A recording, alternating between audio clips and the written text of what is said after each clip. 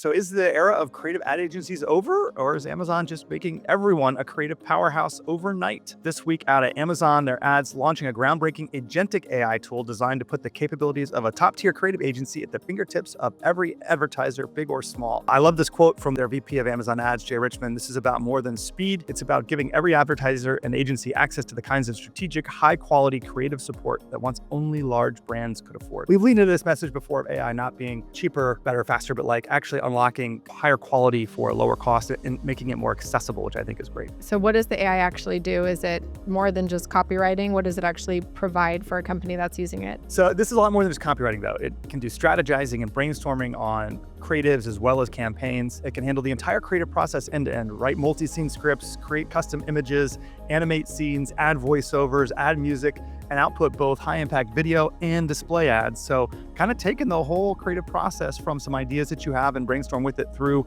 actual execution of the creation of those assets. So that's a lot of stuff it can do. And so who's the target audience who's going to actually be customers of such a technology? I think the real focus here is on leveling the playing field for small and medium businesses, right? I mean, a lot of these businesses are native to the internet. They rely heavily on internet-based advertising through all the different platforms. And this is really about accelerating their ability to launch campaigns, put in sophisticated brand strategies, and make higher quality content and advertisements. The kind of thing that was kind of restricted to the Fortune 500 with big budgets and millions of dollars and Madison Avenue advertising agencies. And their goal is to get that same kind of quality down to the SMBs, which is a kind of empowering message. And it's one of those things I love to see when AI is being used to broaden access to a high-end capability as opposed to displacing people necessarily. Yeah, well, you can put me down as a yes for this one because I love the idea of just putting more tools in the hands of small business owners and letting them compete with larger companies with much deeper pockets. So I am a fan of that